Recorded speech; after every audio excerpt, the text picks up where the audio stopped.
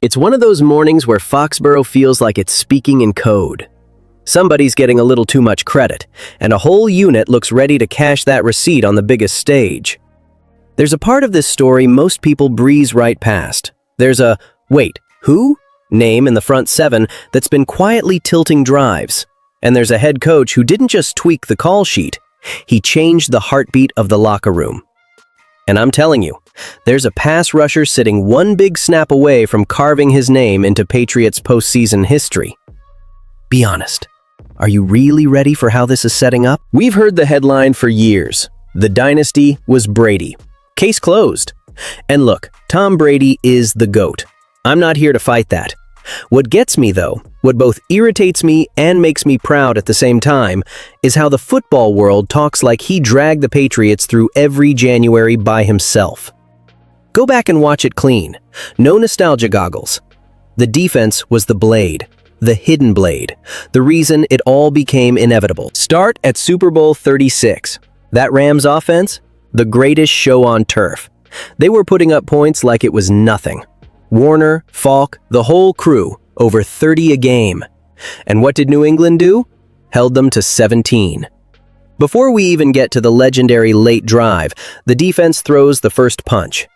Ty Law takes one back for a pick six. Brady threw for 145 yards and a score. Yes, he led the game-winning drive. Yes, Vinatieri drills the kick. But the game was shaped from the jump by the defense setting the tone and forcing that Rams offense to play uncomfortable football. And this isn't just fans arguing in circles. Eric Mangini, who was in that building, on that staff, said something that should make people pause. That 2001 playoff run? The offense scored 3 total touchdowns. 3. Everything else was defense and special teams chaos being turned into points. Punt return, a blocked field goal returned for a touchdown, Ty Law's pick six. There was almost another one too. Roman Pfeiffer forces a Kurt Warner fumble. Tabucky Jones goes 97 yards and a penalty wipes it out. Think about that for a second. If that touchdown stands, the entire Brady had to be Brady at the end moment might not even exist in the same way. So why bring it up right now? Because 2025 has that same feel, that same edge, that same vibe where people don't fully understand what they're watching until it's already too late. This defense has been a revolving door of new faces, 8 first-year Patriots in the starting group. Usually, that kind of turnover screams blown assignments, busted coverages, messy chemistry, one bad miscommunication, and you're packing your bags in January. Instead, they're playing like they've been together for years. The postseason output has been ridiculous. Picks, sacks, third down stops, opponents stuck living in third and long, and scoring totals that feel like they came from a different era. It's the kind of defense that doesn't ask permission. It decides. It dictates. It steals drives and breaks will. Here's the trap for everybody outside New England. Because Drake May has been playing like an MVP candidate and Josh McDaniels has been guiding that growth, the spotlight is going to swing hard to the quarterback. That's the NFL. Quarterbacks get the movie poster. But the Patriot way has always been about ruthless balance. When one side flashes, the other side puts the fire out.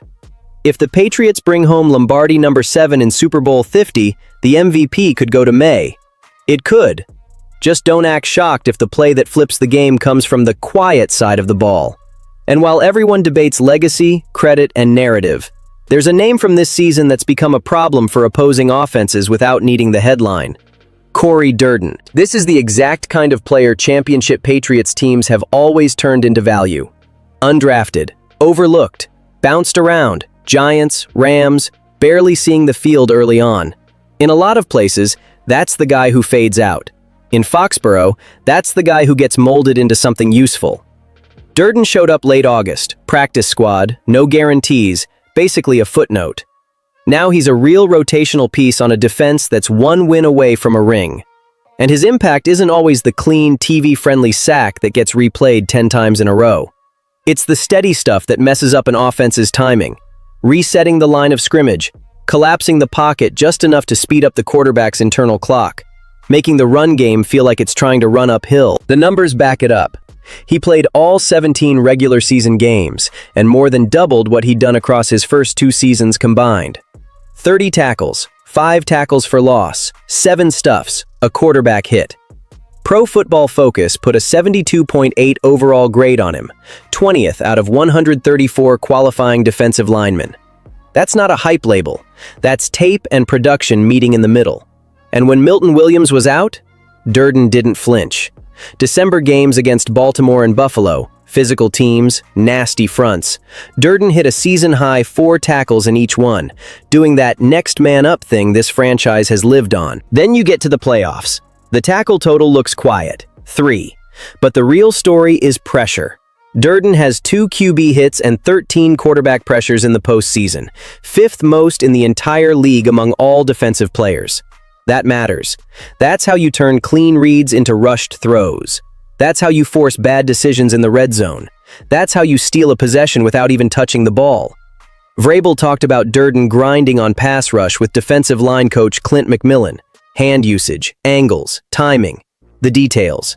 The stuff fans don't always notice, but quarterbacks absolutely feel. Now picture Durden walking into the Super Bowl with most of the country barely saying his name. That's when Patriots football gets dangerous.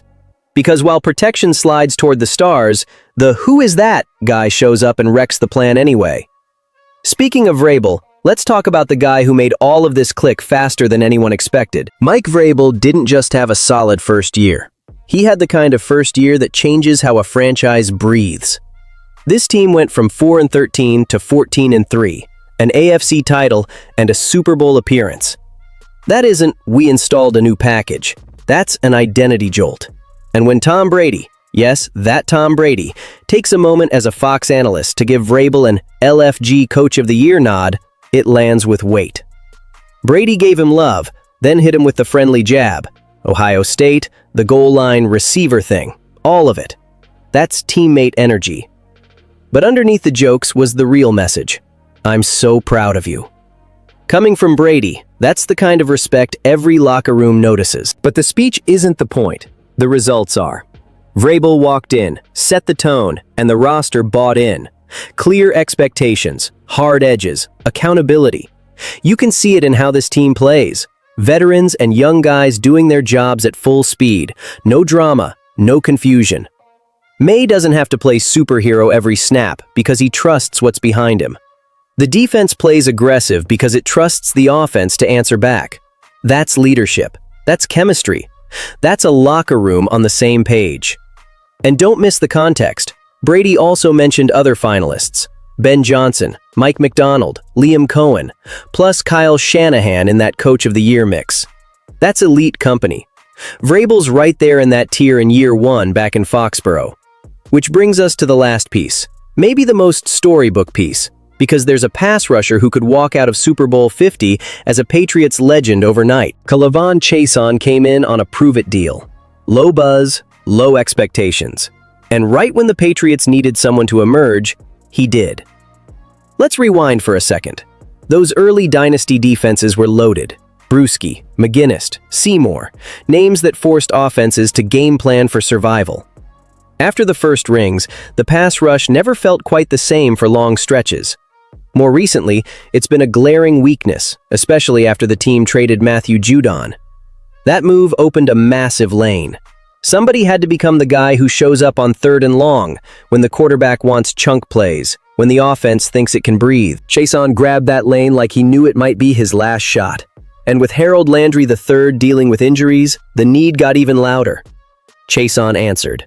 3 sacks over the last 3 games. Pressure that changes protections. Explosiveness off the edge that speeds up the quarterback's clock.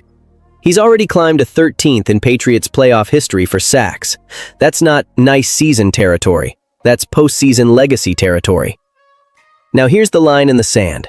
If Chaisson sacks Sam Darnold in the Super Bowl, he jumps into the top 10 all-time in Patriots playoff sacks. Top 10, right next to the names that built the standard. For a guy who was overlooked when he arrived, and still doesn't get talked about enough heading into the biggest game of his life, that's the kind of moment that can define a career. And it's not just the stat, it's what it represents.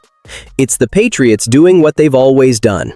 Put a player in the right environment, demand the details, and then watch the work show up when it matters most.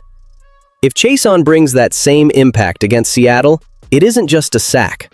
It's leverage. It's a new contract conversation. It's respect across the league. It's another layer of stress for an offense that already has to deal with a defense that refuses to give up easy yards.